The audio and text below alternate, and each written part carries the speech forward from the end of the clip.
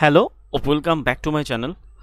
তো আজ আমরা যে ক্লাসটা করব সেটা তোমরা তো জানোই যে আমরা ক্লাস এনসিইআরটির সায়েন্সের ক্লাস 10-এর তার আম, তার ফিজিক্সের ক্লাসটা কন্টিনিউ করছিলাম, যেখানে আমরা লাইট চ্যাপ্টারের মানে আলো অধ্যায়ের পার্ট 1 পার্ট 2 করেছিলাম। এরমভাবে কমপ্লিট করছিলাম যেখানে আমরা লাইট একটা চ্যাপ্টারকে দুটো ভাগে ভাগ করেছিলাম, ঠিক আছে, যেটা লাইটের প্রতিসরণ এবং প্রতিফলন ও প্রতিফলনের মানে প্রতিসরণের যে চ্যাপ্টারটা একটা অধ্যায় ছিল, সেটাকে আমরা দুটো ভাগে ভাগ করেছিলাম।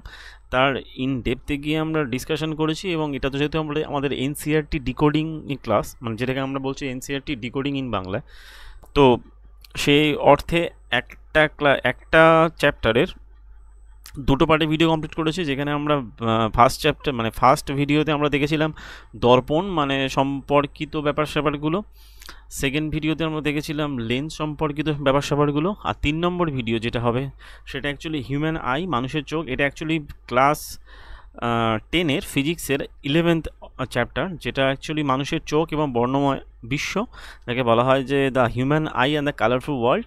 তাহলে চলো ক্লাসটা আমরা শুরু করি। এখানে আমরা চোখের বিভিন্ন গঠনগুলো দেখব, তার সাথে দেখব বিভিন্ন ধরনের বায়ুমণ্ডলীয় যে ব্যাপার স্যাপারগুলো হয়, যেমন ওই বিক্ষেপণ, মানে বিচ্ছুরণ, প্রতিসরণ, বায়ুমণ্ডলীয় প্রতিসরণ, যে যে যে ঠিক ন্যাচারাল ইনসিডেন্টসগুলো সম্পন্ন হয়ে থাকে, যেগুলো থেকে কোশ্চেন 1 নম্বর কোশ্চেন আসে। এর পরের ভিডিওতে আমরা চেষ্টা করব সমস্ত কিছু কোশ্চেন্সগুলোকে এক জায়গায় নিয়ে এবং ফিজিক্সের যে ম্যাথগুলো হয় লাইটের, সেগুলোকে এক জায়গায় নিয়ে একটা ক্লাস কমপ্লিট করা, একটা কংক্রিট ক্লাস করা। তো আশা করি ভিডিও তোমাদের ভালো লাগবে। তাহলে চলো ভিডিওটা কন্টিনিউ করি, লেট স্টার্ট। তো প্রথমত চলে আসছে এটাই যে human eye and the colourful worlds, যেখানে আমরা চোখের বিভিন্ন পার্ট দেখব। চোখের বিভিন্ন পার্টের জন্য যে ডিফ্লেকশন মানে যে চোখের যে লেন্সের যে ঠিক মানে ত্রুটির জন্য যে রোগগুলো হয়ে থাকে সেগুলোও দেখব। তার সাথে দেখব কি ডিসপারশন, ডিফ্রাকশন এবং রিফ্রাকশন এর যাবতীয় ইনসিডেন্টগুলো, যে ঠিক আছে, এবং ওই ন্যাচারাল যে ইনসিডেন্টগুলো সম্পন্ন হয়ে থাকে সেগুলোও দেখব। তো তাহলে দেখি কি আছে আমাদের। প্রথমে চলে আসছে এরকম যে এটা তো তোমরা জানোই যে হচ্ছে কি এটা একটা হিউম্যান আইয়ের স্ট্রাকচার, যেখানে আমরা এর আগে এর বিভিন্ন পার্টগুলো সম্পর্কে জানি। তো প্রথমে চলে আসছে যে বলা হয় কর্নিয়া। অ্যাকচুয়ালি চোখে আলো প্রবেশ করে কোন অংশটা দিয়ে? চোখে আলো প্রবেশ করে কিন্তু কর্নিয়া দিয়ে, ঠিক আছে। কর্নিয়া দিয়ে আমি জাস্ট এখানে মার্ক করে রাখি যে চোখে আলো প্রবেশ করে কিন্তু কর্নিয়া দিয়ে। ওকে, আলো প্রবেশ করে কর্নিয়া দিয়ে। যদি এটাকে আমরা ঠিকঠাকভাবে বলতে পারি, তাহলে কর্নিয়া এখানে কোন পার্ট? কর্নিয়া হচ্ছে একদম আউটার লেয়ার। এই যে লেয়ারটাকে বলা হয়, এখানে কি হয়, এখানে অ্যাকচুয়ালি আলো প্রবেশ করে কর্নিয়া দিয়ে। ওকে, কর্নিয়া। তারপরে চলে আসছে কর্নিয়ার পরের পার্টটা কি বলা হচ্ছে, কর্নিয়ার জাস্ট পেছনে থাকে এবং আইরিস। কর্নিয়া এই জাস্ট কর্নিয়া এর পেছনের পার্টটাকে বলা হচ্ছে আইরিস। এবং আইরিস কি করে, এটা একটা পেশিবহুল পাতলা পর্দাবিষ্ট, এবং এটা আবার এই পেশিবহুল পাতলা পর্দাবিষ্ট, যেটা তারারন্ধ্রের আকার নিয়ন্ত্রণ করতে সাহায্য করে, ঠিক আছে। তাহলে আইরিস, তাহলে সবচেয়ে বাইরে কর্নিয়া, তারপর আইরিস, তারপর তারারন্ধ্র। তাহলে আস্তে আস্তে আমরা বাইরে থেকে যে ভিতরের দিকে ঢুকছি। প্রথমে চলে এলো কর্নিয়া, কর্নিয়ার পরে আইরিস, আইরিসের পরে দেখতে পাচ্ছি যেটা বলা হয় তারারন্ধ্র। ওকে, তারারন্ধ্র কী করে? তারারন্ধ্র হচ্ছে চোখে প্রবিষ্ট আলোর পরিমাণ নিয়ন্ত্রণ করে। এটা কি করে? এটা আলোর পরিমাণটাকে নিয়ন্ত্রণ করে, কোয়ান্টিটি অফ লাইটস নিয়ন্ত্রণ করে, আলোর পরিমাণ, ঠিক আছে। এই পার্টসগুলো আগে জানা দরকার। এটা আলো প্রবেশটা নিয়ন্ত্রণ করছে কর্নিয়া। আইরিস কি করছে? কর্নিয়ার পেছনে থেকে কি করে, একটা পেশিবহুল পাতলা পর্দাবিষ্ট তারারন্ধ্রের আকার নিয়ন্ত্রণ করে। আইরিসের কালে আইরিস আবার তারারন্ধ্রের আকার নিয়ন্ত্রণ করে। ওকে, তারারন্ধ্রের আকার নিয়ন্ত্রণ করে। আর তারারন্ধ্র কি করছে? তারারন্ধ্র করছে যথাক্রমে এর ওই আলোর পরিমাণ নিয়ন্ত্রণ করছে। এর তারারন্ধ্রের সামনে থাকে অ্যাকোয়াস হিউমার, তারারন্ধ্র এবং আইরিসের সামনে থাকে অ্যাকোয়াস হিউমার। অ্যাকোয়াস হিউমার কী করে? এখানে আইরিসের সামনে থাকছে অ্যাকোয়াস হিউমার,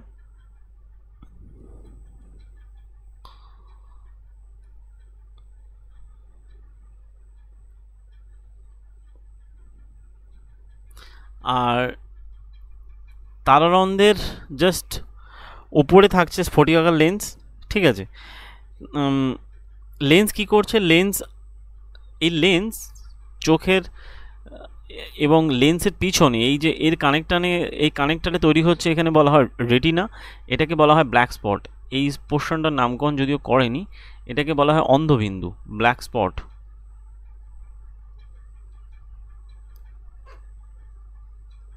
ঠিক আছে। আর দুদিকে দুটো তারারন্ধ্রকে যেটাকে ধরে রাখে সিলিয়ারি পেশি, ঠিক আছে। তারারন্ধ্রের পেছনে থাকে রেটিনা এখানে, এবং এটাকে বলা হয়, এবং তারারন্ধ্রের মধ্যে থাকে লেন্স। তো এর পিছনে থাকে রেটিনা, যেখানে সৎ এবং সবসময় বস্তুর সৎ এবং অবশিষ্ট প্রতিবিম্ব মানে তৈরি হয়। অবশিষ্ট মানে উল্টানো, কিন্তু আমাদের চোখে সবসময় উল্টানো প্রতিবিম্ব আমরা দেখতে পাই, আমাদের অ্যাকচুয়ালি তৈরি হয়, এবং তারপর সেটা অপটিক স্নায়ুর মাধ্যমে সেটা হচ্ছে কি মানে স্ট্রেট হয়ে যায় বিভিন্ন বিভিন্ন টেকনিক্যাল কারণ, অ্যাকচুয়ালি অপটিক্যাল স্নায়ুর যে কাজগুলো রয়েছে। তাহলে তো রেটিনা সূক্ষ্ম ঝিল্লি থাকে, এবং এটা এটা এক ধরনের সংবেদী কোষ, এটা সূক্ষ্ম ঝিল্লি সম্পর্কিত সংবেদী কোষ, এটা এক ধরনের সংবেদী কোষ হয়ে থাকে, ঠিক আছে।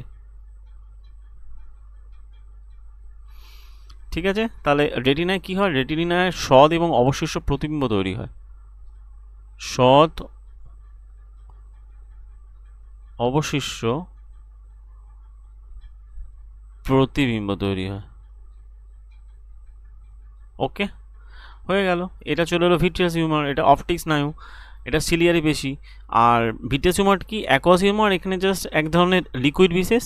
আর ভিট্রিয়াস হিউমারটা এটাও এক ধরনের যে ঠিক মানে লিকুইড বিশেষ, যার মাধ্যমে এই তরলের মাধ্যমে অ্যাকচুয়ালি কানেক্টেড থাকে। তো এটা সম্পর্কে আমরা ডিটেলস পড়বো, ঠিক আছে। তাহলে চলো দেখি কি আছে। যেটা চলে আসছে, এইটা বলা হচ্ছে যে মানুষের চোখ একটা অতি মূল্যবান, মানুষের চোখ অতি মূল্যবান একটি বিষয়, যেটা প্রথমত বলা হয় যে অতি মূল্যবান এবং সংবেদনশীল অঙ্গ, মানে অত্যন্ত মূল্যবান এবং সংবেদনশীল একটা অঙ্গ, ঠিক আছে। এবং এখানে বিস্ময়কর ব্যাপার হলো, তথাপি চোখ বন্ধ করে মানুষ শনাক্ত করা, অনেক কিছু শনাক্ত করা অসম্ভব ব্যাপার। তো এই সমস্ত জ্ঞানেন্দ্রিয়গুলোর মধ্যে মানুষের চোখ সবথেকে যেটি গুরুত্বপূর্ণ, কারণ চোখ আমাদের চারপাশের বস্তুকে যথাক্রমে সুন্দর এবং বর্ণময় বিশ্বকে দেখতে সাহায্য করে। মানুষের চোখ অনেকটা ক্যামেরার মতো কাজ করে থাকে, ঠিক আছে। এখানে লেন্স ব্যবহৃত হয়, যেটা লেন্স ব্যবস্থা রেটিনা নামক সংবেদনশীল পর্দায় প্রতিবিম্ব তৈরি করে। এর লেন্স ব্যবস্থা, এই মানুষের চোখের যে লেন্সটা থাকে সেটা অ্যাকচুয়ালি কী করে থাকে, রেটিনা নামক এক ধরনের সংবেদনশীল আলোক কোষ থাকে, সেখানে কি করে প্রতিবিম্ব তৈরি করে থাকে, এবং এটা পাতলা ঝিল্লির মতো একটা মধ্য দিয়ে প্রবেশ করে, দিকে একে আলোটা একটা পাতলা ঝিল্লির মতো পর্দা দিয়ে প্রবেশ করে, যাকে বলা হয় কর্নিয়া, এই যেটাকে আমরা বলি কর্নিয়া, ঠিক আছে, এই কর্নিয়া। তো চিত্রের মতো অক্ষিগোলকের একটা স্বচ্ছ স্ফীতি এখানে তৈরি করে অক্ষিগোলকের অগ্রপৃষ্ঠে। অক্ষিগোলকের আকৃতি, যেটাকে বলা অক্ষিগোলকের আকৃতি অনেকটা গোলাকার হয়, যার ব্যাস 2.3। অক্ষিগোলকের আকৃতি, যাকে আই বল, যেটাকে আমাদের যেটাকে আই বল, চোখের মণি বলি, সেটা অ্যাকচুয়ালি 2.3 ব্যাস হয়ে থাকে এর। আর চোখে প্রবেশ করা অধিকাংশ আলোকরশ্মির প্রতিসরণ কিন্তু কর্নিয়ার বাইরের পৃষ্ঠেই ঘটে থাকে। কর্নিয়ার বাইরের পৃষ্ঠে এর আলোর অ্যাকচুয়ালি এর কিন্তু প্রতিসরণটা যে ঠিক ঘটে থাকে। এখান থেকে ছোট ছোট কোশ্চেন আসতেই পারে। তো এই স্ফটিকাকার লেন্সটি কেবলমাত্র বিভিন্ন দূরত্বে রাখা বস্তুসমূহকে রেটিনায় ফোকাস করার জন্য ফোকাস দূরত্বে সূক্ষ্ম সমন্বয় সাধন করে থাকে। আমাদের কর্নিয়ার পেছনে আইরিস নামক এক ধরনের অংশ দেখতে পাই, যেটা আইরিস পেশিবহুল পর্দা, যেটা তারারন্ধ্র। আইরিস একটা পেশিবহুল পর্দা, যেটা অ্যাকচুয়ালি তারারন্ধ্র এবং আকার নিয়ন্ত্রণ করতে সাহায্য করে থাকে। তাহলে এখান থেকে আমরা কি দেখলাম, আইরিস দেখলাম, তারপরে দেখলাম কি রেটিনাতে, বলতে হবে যে রেটিনাতে ফোকাস করার জন্য যতক্ষণে যে ফোকাস দূরত্বের প্রয়োজনীয় সূক্ষ্ম সমন্বয় সাধন আমাদের কর্নিয়ার পেছনে সম্পন্ন হয়ে থাকে, ঠিক আছে। তাহলে আশা করি তোমরা এখান থেকে বুঝতে পেরেছো ব্যাপারটা কি, যে আগের আমি জিনিসগুলো কেন বললাম।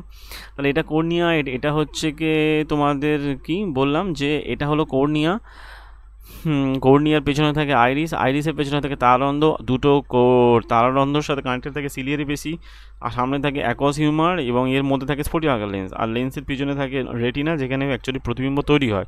আর ঠিক আছে, এর যে অ্যাকচুয়ালি এই যে রেডিয়াসটা হয়ে থাকে, যে অপটিক্যাল বলটাতে যেটা থাকে আই বল যেটা থাকে তার সেটা অ্যাকচুয়ালি ট্রান্সপারেন্ট হয়ে থাকে সেরকমে, এবং এই তার ব্যাস হয়ে থাকে 2.3 সেন্টিমিটার মধ্যে পর্যন্ত হয়ে থাকে। ওকে, এর পরের স্লাইডে আমরা দেখব যে এই যে তারারন্ধ্রে যখন আমাদের চোখে আলো প্রবিষ্ট হচ্ছে, এই তারারন্ধ্রে প্রবিষ্ট আলোর পরিমাণ, চোখে আলিষ্ট আলোর পরিমাণ নিয়ন্ত্রণ করে থাকে কে, সেটা করে থাকে তারারন্ধ্র। তারারন্ধ্র অ্যাকচুয়ালি কী করে, তারারন্ধ্র হচ্ছে যেটা করে থাকে সেটা হলো যে ওই লেন্স, এই তারারন্ধ্র যেটা করে থাকে সেটা হচ্ছে কি, যে চোখের লেন্স রেটিনাতে বস্তুর এক ধরনের প্রতিবিম্ব তৈরি করে, চোখের লেন্স রেটিনাতে বস্তুর এক ধরনের অবশিষ্ট সৎ প্রতিবিম্ব তৈরি করে, ঠিক আছে। এবং এই রেটিনা হলো এক ধরনের সূক্ষ্ম প্রকার ঝিল্লি যাতে প্রচুর পরিমাণে আলোক সংবেদী কোষ থাকে। ওকে, হলো এটা এক ধরনের আলোক সংবেদী কোষ থাকে। আর কি বলা হচ্ছে, আলোক সংবেদী কোষগুলো আলো দ্বারা উদ্দীপিত হওয়ার পরে সক্রিয় হয়ে ওঠে এবং বৈদ্যুতিক সংকেত উৎপন্ন করে। ওকে, একদম। তারপরে বলা হচ্ছে যে এই সংকেতগুলো অপটিক স্নায়ুর মাধ্যমে মস্তিষ্কে প্রেরিত হয় এবং মস্তিষ্ক সংকেতগুলোকে বিশ্লেষণ করে, এই সংকেতগুলোকে মস্তিষ্ক বিশ্লেষণ করে এবং শেষ পর্যন্ত তথ্যের প্রক্রিয়াকরণ করে যাতে আমরা এইরূপ ব্যাপারগুলো পেয়ে থাকি। তো আলো প্রবেশ প্রথমত চোখে কী করে থাকে, প্রথমত চোখে আলো প্রবেশ নিয়ন্ত্রণ করে থাকে কর্নিয়া, যেটা আমরা দেখলাম। তারপরে কর্নিয়ার পেছনে থাকে আইরিস, যা এক ধরনের পেশিবুল মানে গাঢ় পেশিবুল পর্দা। আইরিস তারারন্ধ্রের আকার নিয়ন্ত্রণ করে এবং কী করে, চোখে আলো প্রবেশ নিয়ন্ত্রণ করে। রেটিনা এক ধরনের সূক্ষ্ম ঝিল্লি যাতে প্রচুর পরিমাণে আলোক সংবেদী কোষ থাকে এবং রেটিনায় অবশিষ্ট সৎ এবং প্রতিবিম্ব তৈরি হয়। আমাদের চোখ কিন্তু যে ঠিক আছে এর মতো কাজ করে, বলা হয় ক্যামেরার মতো কাজ করে এই সব জায়গাগুলোতে। ওকে, তো এরপরে আমরা যেটা দেখব সেটা কি দেখব, যে আমাদের দর্শনতন্ত্র সম্পর্কে কিছু ব্যাপার স্যাপার, যেমন আমাদের দর্শন কোনো ক্ষেত্রে ক্ষতিগ্রস্ত না হলে, মানে কোনো অংশ যদি ক্ষতিগ্রস্ত হলে বা যে ঠিক আছে মানে কোনো যদি ত্রুটি দেখা যায়, সেক্ষেত্রে কী হতে কার্যকারিতার উল্লেখযোগ্য ক্ষতি হতে পারে। সুতরাং উদাহরণস্বরূপ যেমন কর্নিয়া, যেমন তারারন্ধ্র, চোখের লেন্স ইত্যাদি, অ্যাকোয়াস হিউমার, ভিট্রিয়াস হিউমারের মতো আলো সঞ্চালনের সাথে জড়িত কোনো অংশের, কিংবা রেটিনার মতো আলোকে তড়িৎ স্পন্দনে রূপান্তরের জন্য দায়ী কোনো অংশ, এমনকি এই স্পন্দনকে মস্তিষ্কে পৌঁছানোর জন্য দায়ী কোনো অপটিক নার্ভ, ঠিক আছে, যদি কোনো কারণে ক্ষতি হয়, মানে ক্ষতি প্রকরণদের দৃষ্টি বৈকল্য সৃষ্টি করতে পারে। মানে আমাদের অ্যাকচুয়ালি কী হয়, দৃষ্টি বৈকল্য বলতে কী বোঝাচ্ছে, দৃষ্টি বৈকল্য বলতে এটাই বোঝাচ্ছে যে চোখের দেখতে পাওয়ার যে এক ধরনের ত্রুটি তৈরি করতে পারে।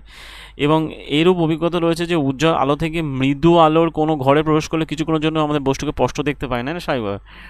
যদি উজ্জ্বল আলো থেকে আমরা অল্প মানে মৃদু আলো দেখতে পাই, মানে মৃদু আলোর যুক্ত ঘরে যদি প্রবেশ করি তখন আমাদের চোখে দেখতে অসুবিধা হয়, যদিও কিছুক্ষণ পরে তো আমরা সেটা মৃদু আলোয় আলোকিত ঘরের বস্তুগুলোও দেখতে পাই, কারণ চোখে তারারন্ধ্র একটা পরিবর্তন মানে যেটা তারারন্ধ্র থাকে যাকে বলা হয় পিউপিল, সেটা একটা পরিবর্তনশীল ছিদ্রের মতো ক্রিয়া করে, যার আকার আইরিসের সাহায্যে পরিবর্তিত হয়। তাই আলো যখন খুব উজ্জ্বল হয় তখন আইরিস তারারন্ধ্রকে কী করে থাকে, সংকুচিত করে এবং আলোর প্রবেশকে নিয়ন্ত্রণ করে। জাস্ট মানে ওর কাজটাই তো তাই না। আইরিস কী করে, আইরিস মানে ক্রমান্বয়ে ছোট বড় হয়ে তারারন্ধ্রে চোখের মধ্যে আলো প্রবেশ করাটাকে নিয়ন্ত্রণ করে থাকে। তাই মৃদু আলোতে আইরিস তারারন্ধ্রকে প্রসারিত করে এবং যাতে বেশি পরিমাণে, তাই যেখানে অল্প আলো থাকে তাই সেখানে আইরিস তারারন্ধ্রকে বেশি পরিমাণে প্রসারিত করে যাতে চোখে আলো প্রবেশটা নিয়ন্ত্রণ হতে পারে, আলো প্রবেশ করতে পারে। এইভাবে আইরিসের শিথিলতায় তারারন্ধ্র বলতে হয়েছে সম্পূর্ণভাবে খুলে যায়। তারপরে বলা হচ্ছে উপযোজন ক্ষমতা, পাওয়ার অফ দ্য অ্যাকোমোডেশন। অ্যাকোমোডেশনে কি কিছুই নয়, যে চোখের লেন্স যেটা থাকে, এই যে মানে আমাদের চোখের লেন্স তন্তুজ হয়ে থাকে এবং জেলি সদৃশ হয়ে থাকে, জেলি সদৃশ পদার্থ দ্বারা গঠিত, এবং এর বক্রতা কিছু সীমা পর্যন্ত সিলিয়ারি পেশি দ্বারা পরিবর্তিত হয়। তাই চোখের লেন্সের বক্রতা পরিবর্তন ফোকাস দৈর্ঘ্যে পরিবর্তন ঘটায়, যেটা আমরা পড়েছিলাম। চোখের লেন্সের ফোকাস দৈর্ঘ্য বলতে হবে যে এফ এর সাথে চোখের লেন্সের বক্রতা মানে ওই যে বক্রতার সাথে সম্পর্ক হয়ে থাকে, ঠিক আছে। মানে ওর যে F is equal to r/2 হয়, আগের যে আমরা এতে কম মানে যখন ওই স্ট্রাকচার দেখেছিলাম। তো তাই পেশিগুলো যখন শিথিল হয় লেন্সটা তখন সরু হয়ে যায়, চোখের পেশিগুলো যখন শিথিল হয় লেন্সটা তখন সরু হয়ে যায়, ফলে ফোকাস দৈর্ঘ্য বৃদ্ধি পায় এবং আমরা দূরের বস্তু স্পষ্ট দেখতে পাই। তাহলে ভালো করে বোঝো এটা। তাহলে চোখের পেশিগুলো যখন শিথিল হয় তখন লেন্স সরু হলেই আমরা দূরের বস্তু ফোকাস দৈর্ঘ্য বৃদ্ধি পেলে তখন কিন্তু আমরা দূরের বস্তু দেখতে সক্ষম হই। ওকে, তাই যখন তুমি চোখের নিকটে থাকা কোনো বস্তুকে দেখো তখন কি হয়, চোখের সিলিয়ারি পেশিগুলো যেটা থাকে, সিলিয়ারি মানে যেটা মানে সিলিয়ারি পেশির যেটা অ্যাকচুয়ালি চোখের এই মণিটাকে ধরে রাখছে, মানে এই যে কানেক্টর হিসেবে কাজ করছিল দুটো সিলিয়ারি পেশি,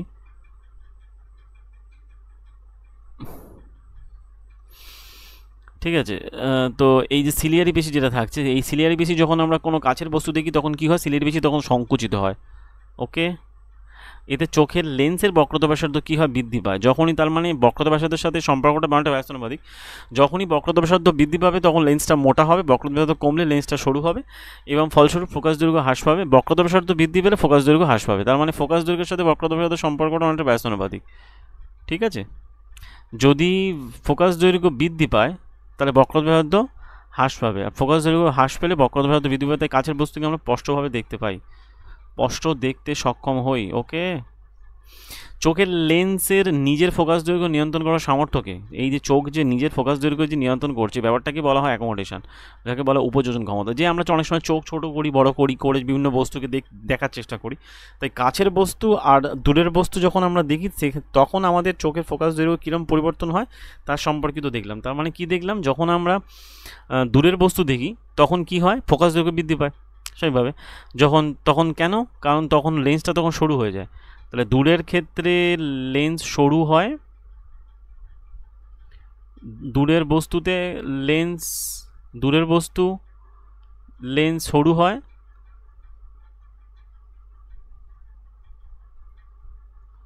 ফোকাস দৈর্ঘ্য বৃদ্ধি পায়। কাছের বস্তুতে লেন্স মোটা হয়, বক্রতা ব্যাসার্ধ বৃদ্ধি পায়। সরু হচ্ছে মানে এখানে ফোকাস দৈর্ঘ্য হ্রাস পায়, আর এটা এখানে বক্রতা ব্যাসার্ধ হ্রাস পায়, এখানে বক্রতা ব্যাসার্ধ বৃদ্ধি পায়। তার মানে অর্থাৎ আমরা এটাই বুঝলাম, দুটোকে আমরা ডিকোড করলাম কিরমভাবে। দূরের বস্তু যখন দেখব তখন বক্রতা ব্যাসার্ধ হ্রাস পাবে, ফোকাস দৈর্ঘ্য বৃদ্ধি পাবে, লেন্স সরু হবে। ওকে, কাছের বস্তুর ক্ষেত্রে উল্টোটা হয়, তখন হচ্ছে কাছের বস্তুর ক্ষেত্রে কি হয়, বক্রতা ব্যাসার্ধ বৃদ্ধি পায়, ফোকাস দৈর্ঘ্য হ্রাস পায় আর লেন্স মোটা হয়ে যায়। হয়ে গেল। তাহলে চোখের এই যে মানে চোখের পেশির এই যে ঠিক নিজের ফোকাস দৈর্ঘ্য নিয়ন্ত্রণ করা এই যে ক্ষমতাকে, তাকেই বলা হয় চোখের উপযোজন ক্ষমতা বা অ্যাকোমোডেশন বলা। যাই হোক, চোখের লেন্সের ফোকাস দৈর্ঘ্য একটা নির্দিষ্ট ন্যূনতম দূরত্ব সীমার নিচে হ্রাস পেতে থাকে এবং একটা বয়সের পর দেখা যায় যে ওই বয়সের পর তো রয়েছেই, এছাড়া মানে একটা নির্দিষ্ট ডিস্টেন্স আছে, তো যার নিচে দেখার চেষ্টা করলে মোটামুটি দেখতে অসুবিধা হয়। যেমন তুমি দেখবে যখন ছবিগুলো অনেক সময় ঝাপসা হয়ে যাচ্ছে বা চোখে ব্যথা অনুভূত হচ্ছে, তখন কি হবে, একটা বস্তুকে যদি অনায়াসে আমরা স্পষ্টভাবে দেখতে পাই সেটা প্রায় 25 সেন্টিমিটার পর্যন্ত ডিস্টেন্সে। ওদিকে লেন্সের দৈর্ঘ্য কত ছিল, আইবলের দৈর্ঘ্য কত ছিল 2.3, আইবলের ব্যাসার্ধ ছিল তখন আমরা দেখলাম না 2.3 সেন্টিমিটার। তাহলে 25 সেন্টিমিটার ডিস্টেন্স বস্তু পর্যন্ত আমরা দেখতে পাই। তাহলে যে ন্যূনতম দূরত্বে রাখলে কোনো বস্তুকে কোনোরূপ কষ্ট ছাড়াই আমরা দেখতে পাবো সেটা হলো আমাদের 25 সেন্টিমিটার, ঠিক আছে। আর একে চোখের নিকট বিন্দু বলা হয়, যাকে বলা হয় নিয়ার পয়েন্ট। ওকে, একজন প্রাপ্তবয়স্ক ব্যক্তির ক্ষেত্রে দৃষ্টির ক্ষেত্রে এই ডিস্টেন্সটাই মানে এটাই হয়ে থাকে, তার নিয়ার পয়েন্ট হয়ে থাকে। অনেক সময় কোশ্চেনে দেয় 25 সেন্টিমিটারই হয়ে থাকে। তাই সবচেয়ে দূরবর্তী যে বিন্দু পর্যন্ত চোখ কোনো বস্তুকে স্পষ্টভাবে দেখতে পায় তাকে বলা হয় চোখের বলা হয় ফার পয়েন্ট বা চোখের দূরবিন্দু বলা হয়। তো স্বাভাবিকভাবে কী হয়ে থাকে, স্বাভাবিক চোখের জন্য এটা অসীমে অবস্থিত।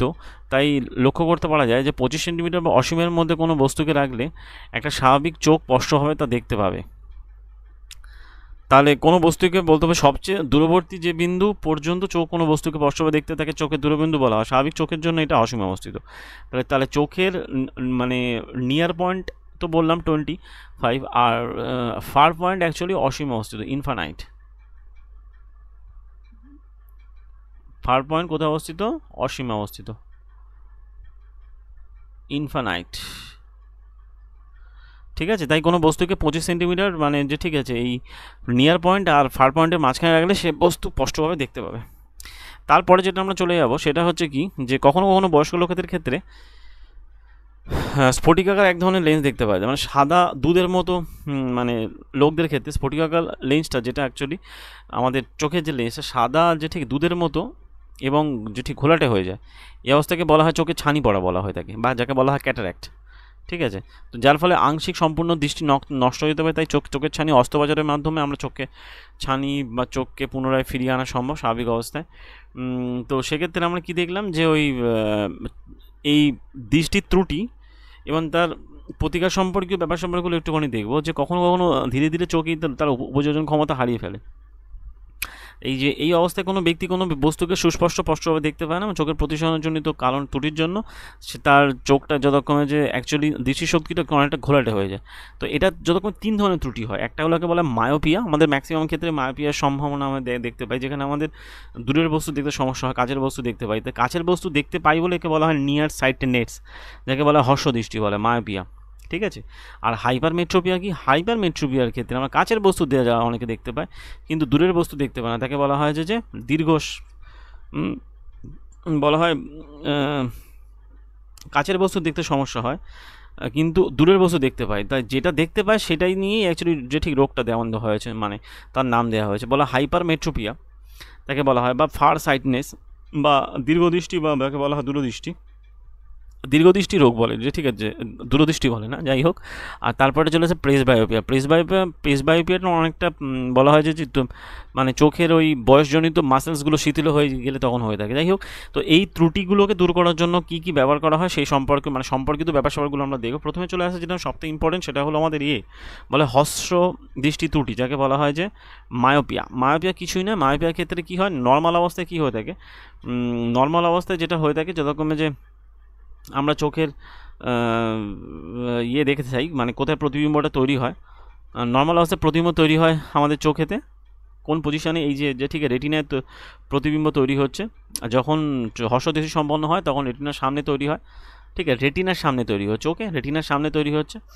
আবার যখন এটাকে সমাধান করতে গেলে ওর মাঝখানে একটা আমাদের অবতল লেন্স এরমভাবে রেখে তাকে ঠিক করা। যাই হোক, সেটা আমরা দেখব কি হর্ষদৃষ্টি সম্পন্ন ক্ষেত্রে কি হয়, যে কাছের বস্তু দেখতে পায়, দূরের বস্তু দেখতে পায় না, তাকে বলা হর্ষদৃষ্টি বলা হয়। কাছের বস্তু দেখতে পায় বলে হর্ষদৃষ্টি বলা হয়, দূরের বস্তু দেখতে পায় না। তো এক্ষেত্রে এই ধরনের লোকের, যেটা আমরা দেখেছিলাম দূরবিন্দু যেটা অসীমে থাকে, সেটা অনেকটা কাছে হয় অসীম থেকে, মানে যেটা অ্যাকচুয়াল কি পড়লাম একটু আগে, অ্যাকচুয়াল পড়লাম যে বলা হয় নিয়ার পয়েন্ট আর far point. Near point normal মানুষের ক্ষেত্রে কত হয়ে থাকে, 25 সেন্টিমিটার।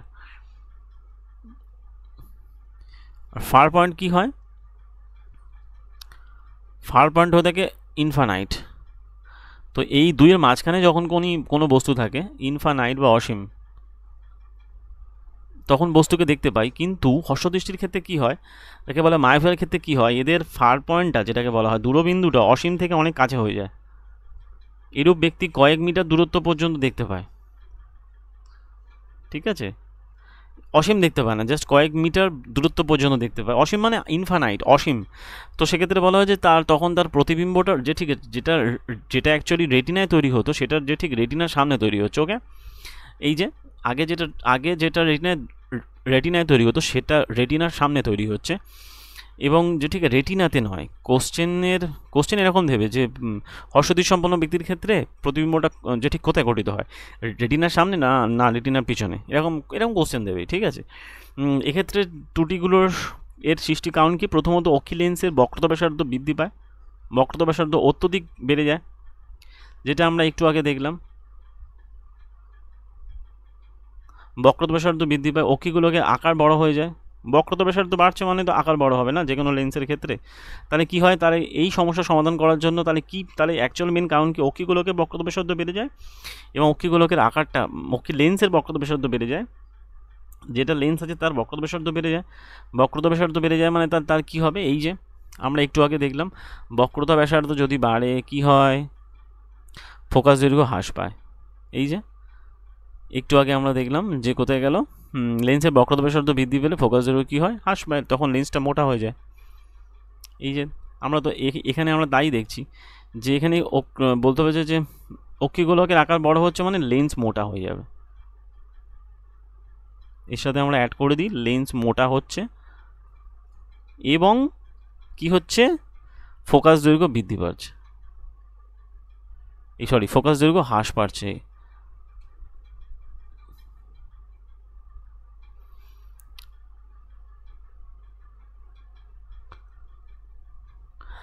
তো তাহলে কি হয় এক্ষেত্রে, এই ধরনের অত্যধিক বক্রতা ব্যাসার্ধ বৃদ্ধি পেলে ফোকাস দৈর্ঘ্য হ্রাস পাচ্ছে, লেন্স মোটা হয়ে যাচ্ছে, অক্ষিগুলোকে আকার বড়, এক্ষেত্রে অবতল লেন্স ব্যবহার করা হয়। এবং অবতল লেন্সের মাধ্যমে সমস্যার সমাধান করা হয়। উপযুক্ত ক্ষমতার অবতল লেন্স বস্তুর প্রতিবিম্বকে পুনরায়, উপযুক্ত ক্ষমতার বক্রতা মানে অবতল লেন্স বস্তুর প্রতিবিম্বকে পুনরায় রেটিনার উপর যথাক্রমে যে নিয়ে আসে এবং এই ধরনের ত্রুটি সংশোধিত হয়। অবতল লেন্স কী করে, অবতল লেন্স এখানে কী করে, বস্তুর উপর বলতে হবে যে এই উপযুক্ত ক্ষমতার অবতল লেন্সের মাধ্যমে পুনরায় রেটিনার উপর বস্তুটাকে প্রতিবিম্বটা নিয়ে আসে এবং তখন কি হয়, এই ধরনের ত্রুটিটা সংশোধিত হয়ে গেল। তো এরপরে যেটা চলে আসছে কি বলা হয় যে দীর্ঘদৃষ্টি সম্পন্ন ক্ষেত্রে কি হয়, দীর্ঘদৃষ্টিতে ক্ষেত্রে কি হয়, দীর্ঘদৃষ্টি সম্পন্ন কাছের বস্তু দেখতে পায় না, দূরের বস্তু দেখতে পায়। এক্ষেত্রে দূরের বস্তু স্পষ্ট দেখতে পায়, কাছের বস্তু দেখতে পায় না। এই ধরনের চোখের ক্ষেত্রে চোখের নিকটবিন্দু 25 সেন্টিমিটার থেকে অনেকটা দূরে হয়ে যায়। ওর ক্ষেত্রে কি হচ্ছিল, ওর ক্ষেত্রে দূরের বিন্দুটা কমে আসছিল, এর ক্ষেত্রে নিকট বিন্দুটা অনেকটা বেড়ে যায়। তাই কোনো লেখাকে পড়তে অনায়াসে মানে ওর যে সিলিয়ারি পেশিগুলো থাকে না চোখের, সেটা আর ওই 25 সেন্টিমিটার মানে ওর ওই উপযোজন ক্ষমতাটা পরিবর্তন হয়। তো 25 সেন্টিমিটার অপেক্ষা অনেকটা বেশি দূরে দেখতে হয়। তাই এর কারণ হলো কাছের বস্তু থেকে আগত মানে বস্তু থেকে আগত রশ্মিগুলো রেটিনার পিছনে প্রতিবিম্ব তৈরি করে। এই যে রেটিনা আছে, রেটিনার পিছনে প্রতিবিম্ব তৈরি করে। নর্মাল অবস্থা ছিল এখানে, এবং এই অবস্থায় কোথায় তৈরি হচ্ছে, প্রতিবিম্ব রেটিনার পিছনে তৈরি হচ্ছে। সেই জন্য কি হয়, এ ধরনের ত্রুটি যথাক্রমে যে হওয়ার কারণে অক্ষি লেন্সের ফোকাস দৈর্ঘ্য খুব বড় হয়ে যায়, নতুবা অক্ষিগোলকের আকার, অ্যাকচুয়ালি ফোকাস দৈর্ঘ্যটা বড় হয়। ফোকাস দৈর্ঘ্য বড় হচ্ছে মানে কি হয়, বক্রতা ব্যাসার্ধ কমে যায়।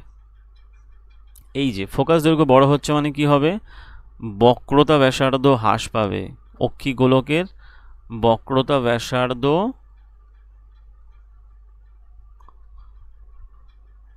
হ্রাস পাবে।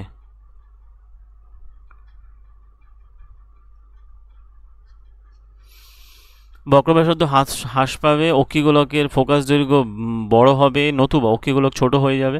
তো উপযুক্ত উত্তল ক্ষমতা এবং বলা হয় যে এক্ষেত্রে কী হবে, যে উপযুক্ত ক্ষমতার উত্তল লেন্স ব্যবহার করে এ ধরনের ত্রুটি সংশোধন করা যায়। সেক্ষেত্রে অভিসারী লেন্স এখানে ব্যবহৃত, মানে যাকে বলে উত্তল লেন্স এখানে ব্যবহৃত হয়। তার মানে উত্তল লেন্স ব্যবহার করে যার ক্ষেত্রে ফোকাসিং ক্ষমতা, অতিরিক্ত ফোকাসিং ক্ষমতা প্রদান করে। তো এখন যেটা আমরা দেখলাম যে এরপরে যে ক্ষীণদৃষ্টি সম্পন্ন, বয়সের সাথে সাথে চোখের উপযোজন করার ক্ষমতা, তাহলে বয়সের সাথে সাথে চোখের উপযোজন করার ক্ষমতা অ্যাকচুয়ালি পেস বায়োপিয়া যেটা বলতে চাইছিলাম, যে পেস বায়োপিয়ার ক্ষেত্রে কী হয়ে থাকে, পেস বায়োপিয়ার ক্ষেত্রে আর কিছু না, যে ওই চোখের উপযোজন ক্ষমতা হ্রাস পায় অধিকাংশ লোকের ক্ষেত্রে চোখের নিকটবিন্দু এবং চোখের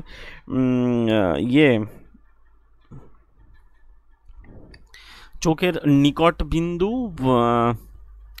ক্রমশ দূরে সরে যায়। নিকট বিন্দু যেটাকে বলা 25 সেন্টিমিটার, সেটা অ্যাকচুয়ালি ক্রমশ দূরে সরে যায় এবং এদের সংশোধিত চশমা ছাড়া কোনো কাছের বস্তুকে অনায়াসে স্পষ্টভাবে দেখতে অসুবিধা হয়। একে বলা হয় ত্রুটি যুক্ত চোখ বলা হয়, এবং এই ধরনের ত্রুটিকে বলা হয় ক্ষীণদৃষ্টি। সিলিয়ারি পেশিগুলো ক্রমাগত দুর্বল হয়, সিলিয়ারি মাসেল যেটা থাকে ক্রমাগত দুর্বল হওয়ার জন্য অক্ষি লেন্সের নমনীয়তা এতটাই হ্রাস পায় যে এই ধরনের অবস্থা সৃষ্টি হয়ে থাকে। তো কখনো কখনো একজন লোকের হ্রস্বদৃষ্টি এবং দীর্ঘদৃষ্টি উভয় থাকতে পারে, তখন তাদের বাইফোকাল লেন্স ব্যবহার করা হয়। সেক্ষেত্রে লেন্সের দ্বিফোকাসযুক্ত লেন্সে বলতে হবে যে একটা উত্তল লেন্স থাকে, একটা অবতল লেন্স থাকে। তো আগের ভিডিওতে আমরা যখন ওই লেন্সের পাওয়ার পড়াচ্ছিলাম তখন আমরা বলেছিলাম যে উত্তল লেন্সের ফোকাস দৈর্ঘ্য সবসময় পজিটিভ হয় আর অবতল লেন্সের সবসময় মাইনাস হয়। তার মানে উত্তল লেন্স যখন হবে তখন উত্তল লেন্স কোন ক্ষেত্রে ব্যবহৃত হয়, যে উত্তল লেন্সের ক্ষেত্রে সবসময় পজিটিভ পাওয়ার থাকে। তার মানে ফোকাস দৈর্ঘ্য পজিটিভ, তার মানে তার পাওয়ার কি হবে, ফোকাস দৈর্ঘ্য পজিটিভ মানে তার পাওয়ার পজিটিভ হবে। আর অবতল লেন্সের ক্ষেত্রে কি হয়, ফোকাস দৈর্ঘ্য নেগেটিভ হয়, তাই তার এর পাওয়ার কি হবে, নেগেটিভ হবে। সেই জন্য উত্তল লেন্সের ক্ষেত্রে যতক্ষণে যে উত্তল লেন্স মানে পজিটিভ পাওয়ার হয়ে থাকে, অবতল লেন্স মানে নেগেটিভ পাওয়ার হয়ে থাকে। ঠিক আছে, উপরের অংশটিকে মানে বলা হয় অবতল লেন্স, উপরের অংশটি অবতল লেন্স থাকে আর যখন কারোর বাইফোকাল হয়ে থাকে, বাইফোকালের ক্ষেত্রে উপরেরটা অবতল থাকে, মানে উপরেরটা মাইনাস থাকে, এটা জেনে রাখবো, উপরেরটা অ্যাকচুয়ালি মাইনাস থাকে, নেগেটিভ পাওয়ার থাকে, ঠিক আছে। আর বস্তুকে দেখতে সাহায্য করে, সেক্ষেত্রে উত্তর লেন্স বলতে হবে যে নিচের অংশটা কি হয়, উত্তর লেন্স থাকে। তাহলে এই যে আগের ভিডিওতে আমরা যেটা দেখলাম, এখানে ওই যে দীর্ঘদৃষ্টি সম্পন্ন ব্যক্তিদের ক্ষেত্রে উত্তর লেন্স ব্যবহার করা হয়। তার মানে এখানে আমরা বলতে পারি যে যাদের মায়োপিয়ার ক্ষেত্রে কি ধরনের পাওয়ার হয়, মায়োপিয়ার ক্ষেত্রে অবতল লেন্স ব্যবহৃত হয়। লেন্সের পাওয়ার কি হয়, অবতল লেন্সের পাওয়ার হয়ে থাকে মাইনাস, নেগেটিভ হয়ে থাকে। কেন? এদের ফোকাস দৈর্ঘ্য কি হয়, মাইনাস, ঠিক আছে। আর এদের পাওয়ারটা ওই যে ফর্মুলা আছে P = 1/f, পাওয়ার আমরা আগের ভিডিওতে কমপ্লিট করেছিলাম। তাহলে মায়োপিয়ার ক্ষেত্রে কি হয়, মায়োপিয়ার ক্ষেত্রে যেরকম যে এদের ফার পয়েন্টটা কি হয়, ফার পয়েন্টটা কয়েক মিটার হয়, এদের ফার পয়েন্ট কমে যায়,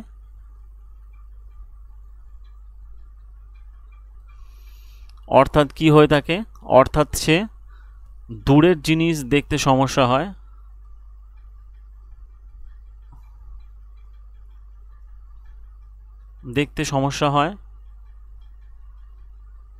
সমস্যা হয়। আর কি হয়, সেই জন্য মাইনাস পাওয়ার ব্যবহার করা হয়, মাইনাস পাওয়ার যাকে বলা অবতল লেন্স ব্যবহার করে চোখের প্রবলেম সলভ করা হয়। এরপরে চলে আসছে হাইপারমেট্রোপিয়া।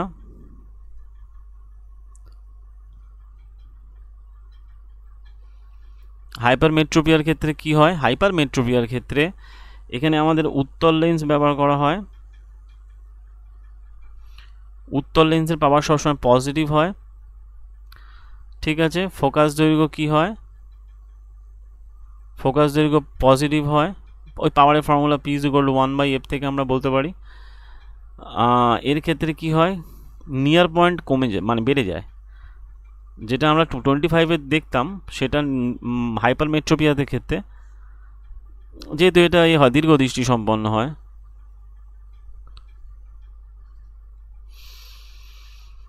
এটাকে বলা হয় হর্ষদৃষ্টি সম্পন্ন। নিয়ার পয়েন্ট কি হয়, বেড়ে যায়, প্লাস হয়ে যায়। আরটা দেখলাম আমরা কি প্রেস বায়োপিয়ার ক্ষেত্রে কি হয়, বাইফোকাল হয়,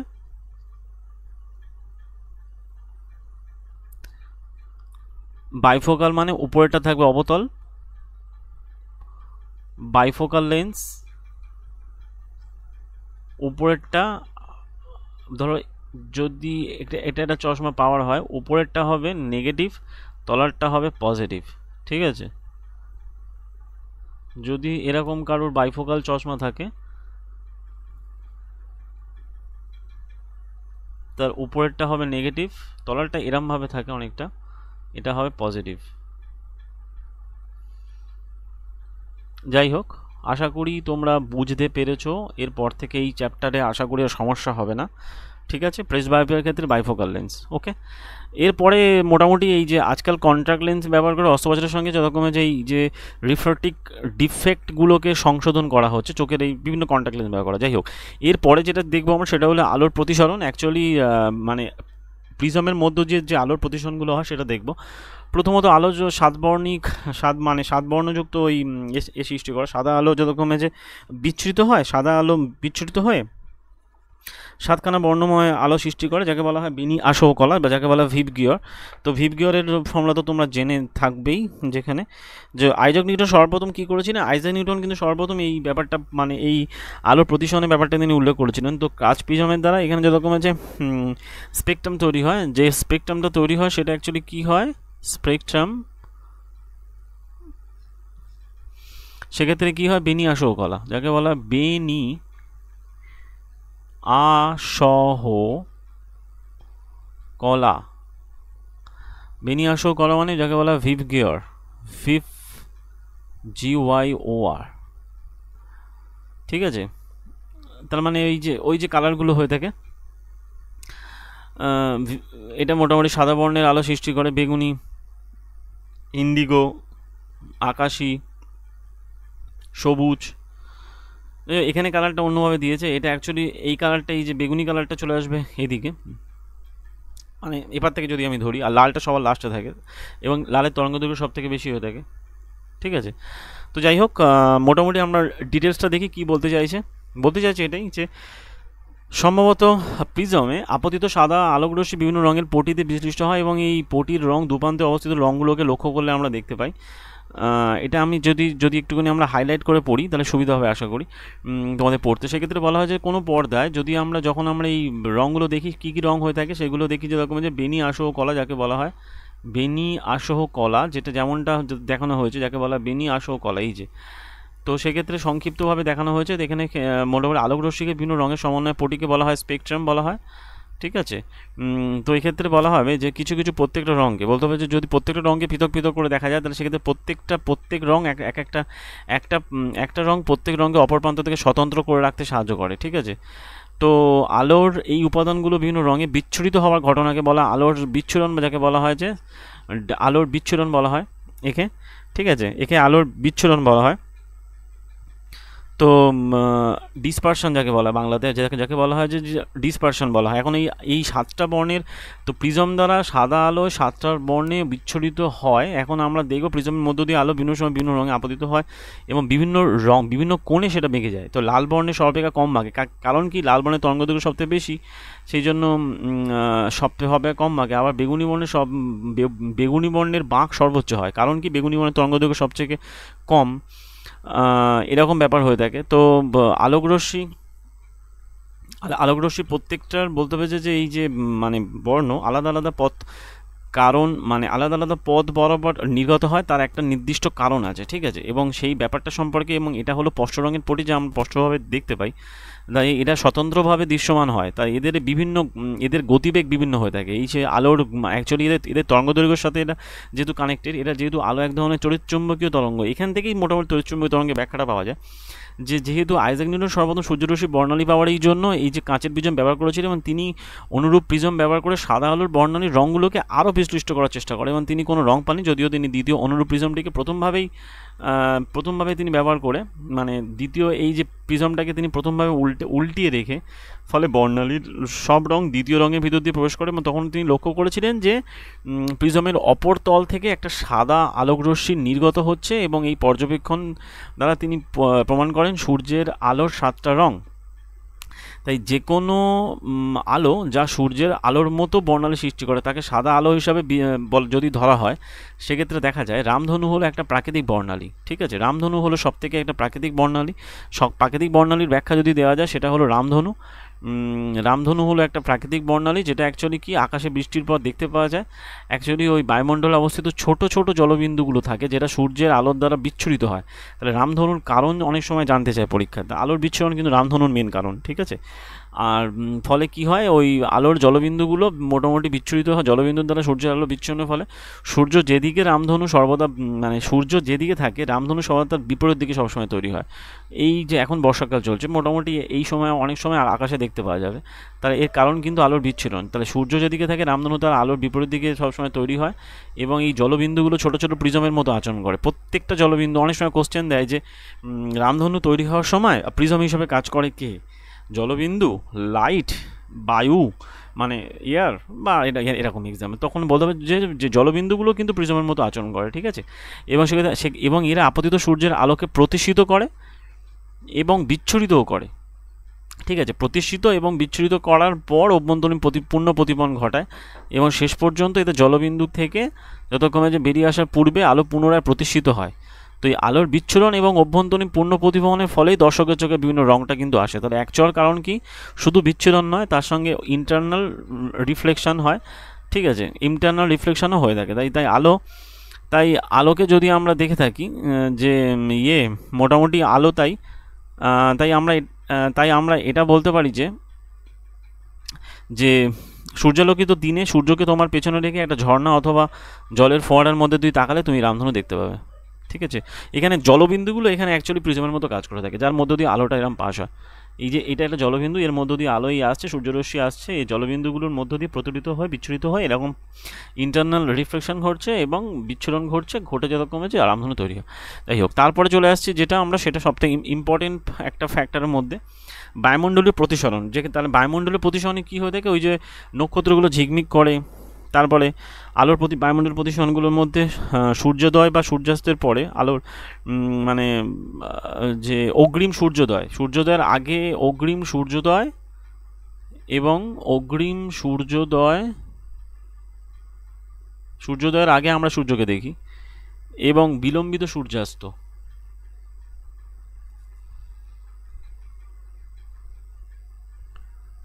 বিলম্বিত সূর্যাস্তের ইনসিডেন্টগুলো আমরা দেখে থাকি। যাই হোক, তো এখানে বলা হচ্ছে কি যে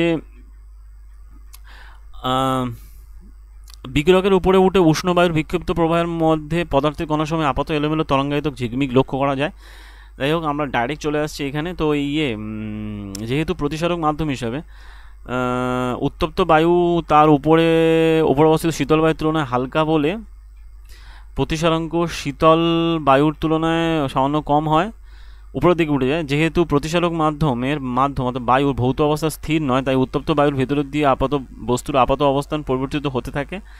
আমাদের স্থানীয় পরিবেশে ছোট মাত্রায় ঘটা বায়ুমণ্ডলীয় প্রতিসরণ অর্থাৎ পৃথিবীর বায়ুমণ্ডল দ্বারা আলোর প্রতিসরণ এরূপ দোলায়মান অবস্থার সৃষ্টি করে। সেক্ষেত্রে ঝিকমিক করা অনেক বড় মাত্রায় একটা ঘটনা।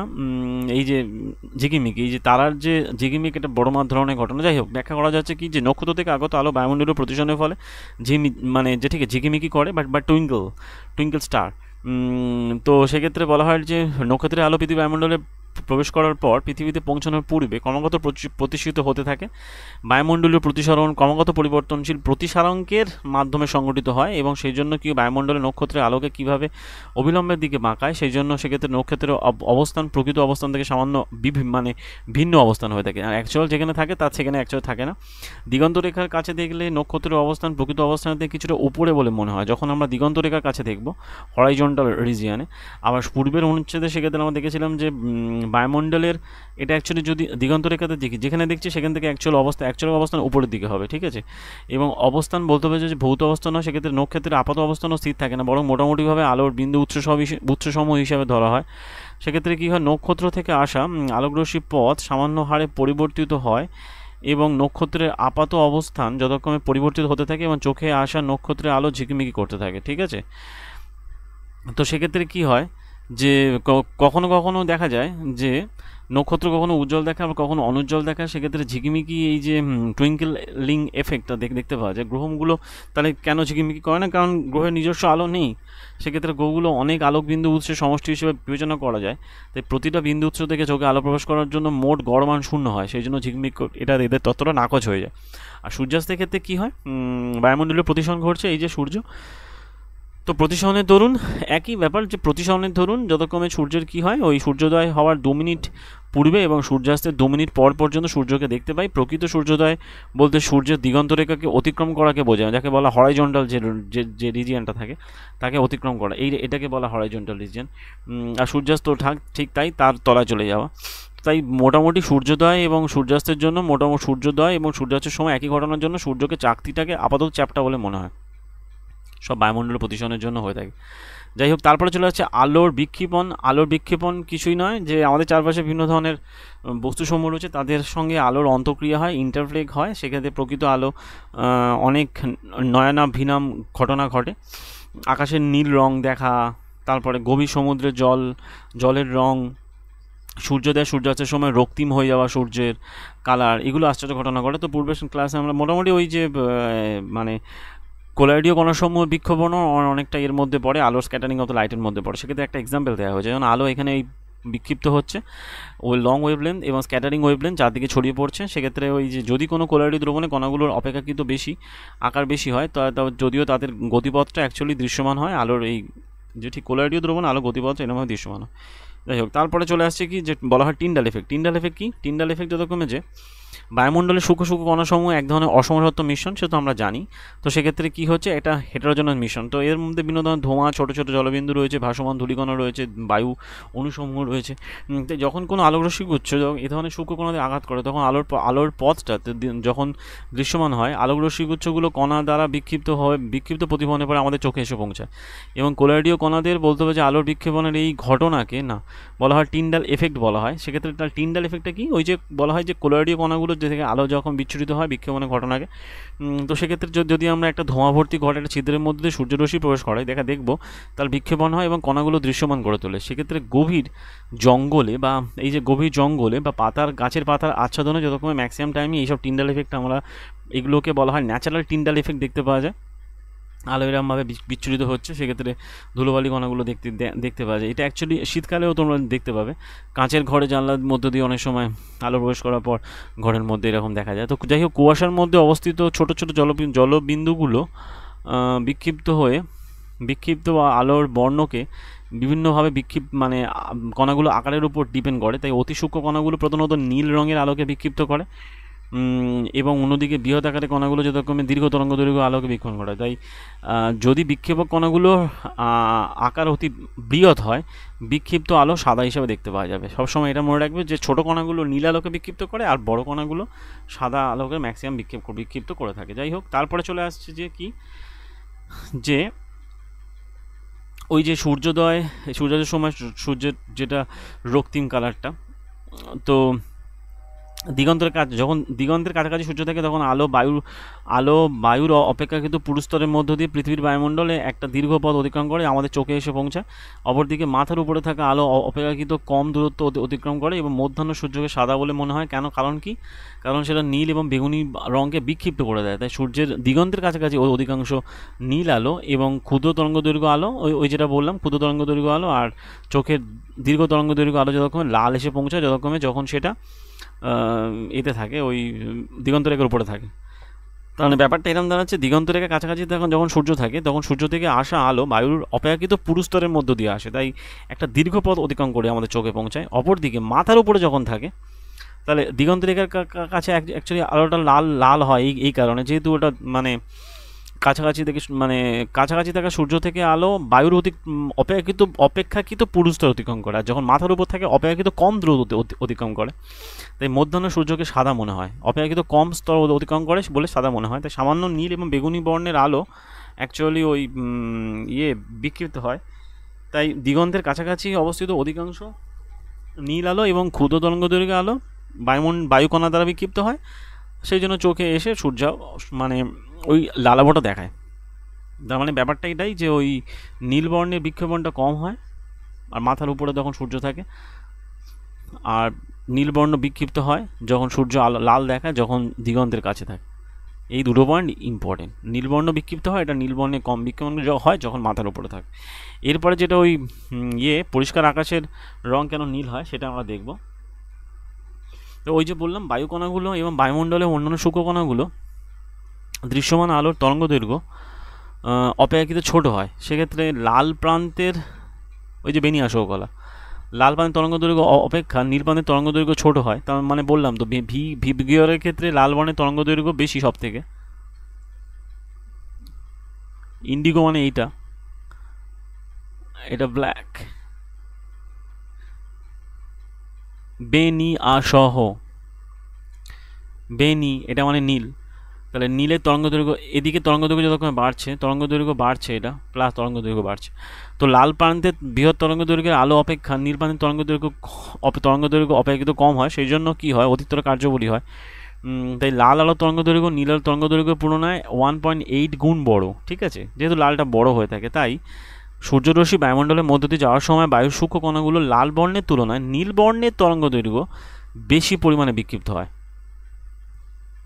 ঠিক আছে, লাল যতটা না বিক্ষিপ্ত হবে, লালের অ্যাকচুয়ালি স্ক্যাটারিংটা কম হয়, সেই কারণে লালের স্ক্যাটারিংটা কম হয় বলেই আমরা কুয়াশার মধ্যেও লালকে দেখতে পাই, কারণ ওর স্ক্যাটারিং কম হচ্ছে। কিন্তু নীলের স্ক্যাটারিং বেশি, তার মানে যার তরঙ্গদৈর্ঘ্য বেশি, এখানে তরঙ্গদৈর্ঘ্যের সঙ্গে যদি আমরা সম্পর্ক দেখি, তরঙ্গদৈর্ঘ্য যার বেশি তার স্ক্যাটারিং কম হবে, বিক্ষেপণ কম, মানে ব্যস্তানুপাতিক সম্পর্ক। ওকে, তাই লালের তরঙ্গদৈর্ঘ্য বেশি, তাই লালের বিক্ষেপণ কম। সে তুলনায় যে ঠিক নীলের তরঙ্গ দৈর্ঘ্য কম, তাই এর বিক্ষেপণটা হয় বেশি। তাই কি হয়, তাই হচ্ছে যে আমাদের ম্যাক্সিমামটা ওই যখন আলোকরশ্মি লাল মানে লালের তুলনায় নীল বর্ণের মধ্যে দিয়ে যায়, তখন নীল আলোটা বেশি বিক্ষিপ্ত হয়। এই যে আলোকরশ্মি আসছে যখন, তো পৃথিবীর কোনো বায়ুমণ্ডল না থাকতো যদি, তাহলে কি হতো, বিক্ষেপণ হতো না, আকাশটাকে কালো দেখাতো। বাট আমাদের পৃথিবী বায়ুমণ্ডল আছে, সেই জন্য উঁচুতে ওরা যানের যাত্রীদের কাছে আকাশটাকে কালো বলে মনে হয়। তাই ওই উচ্চতায় লক্ষণীয় কোনো বিক্ষেপণ হয় না স্বাভাবিকভাবে। তাই লক্ষ্য করা যায় যে বিপদ সংকেত হিসেবে লালকে ব্যবহার করা হয়, রেড লাইটকে, কারণ এর বিক্ষেপণ কম হয়।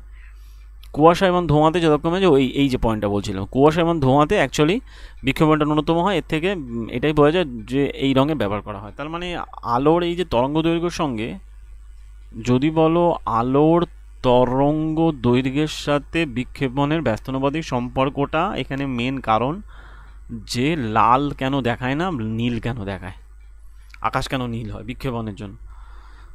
যাই হোক, মোটামুটি এটা আমরা কমপ্লিট করলাম। তো এখান থেকে কিন্তু ওই কোশ্চেন আসবে যে রামধনু কি অ্যাকচুয়ালি ইনসিডেন্টটা কী কারণে রামধনু দেখা যায়, তারার ঝিকিমিকি কী কারণে দেখায়, আকাশকে নীল কেন দেখায়, তো সমুদ্রের রং যে এগুলো সব বিক্ষেপণের জন্য দেখায়। ঠিক আছে, রামধনু যেমন বিচ্ছুরণের জন্য দেখায়, এরা কিন্তু বিক্ষেপণের জন্য দেখায়। তো মোটামুটি এই পয়েন্টগুলো কমপ্লিট করলাম। এটার মাধ্যমে আমরা আমাদের এই যে পড়ানো মানে এই যে লাইটের যে চ্যাপ্টারটা ক্লাস 9-এর যে সব থেকে ইম্পর্টেন্ট চ্যাপ্টার, সেটা কিন্তু কমপ্লিট করলাম।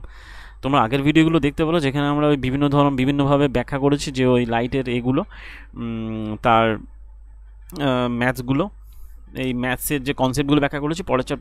পরের ভিডিওতে আমরা এর কোশ্চেনগুলো কমপ্লিট করে চ্যাপ্টারটাই কমপ্লিট করবো। একদম লাইট পুরো আপাতত একদম গ্রুপ ডি পরীক্ষা পর্যন্ত তোমাদের কোনো এমনি চাপ থাকবে না আশা করি, যদি তোমরা এই ভিডিওগুলো ঠিকঠাক দেখতে পাও। ঠিক আছে, তাহলে আর এর যে পিডিএফ আমি চেষ্টা করবো টেলিগ্রামে আপলোড করে দেওয়ার। আশা করি তোমাদের ভিডিও ভালো লাগছে, ভালো লেগে থাকে লাইক করো, শেয়ার করো, চ্যানেলটাকে সাবস্ক্রাইব করো। দেখা হচ্ছে পরের ভিডিওতে।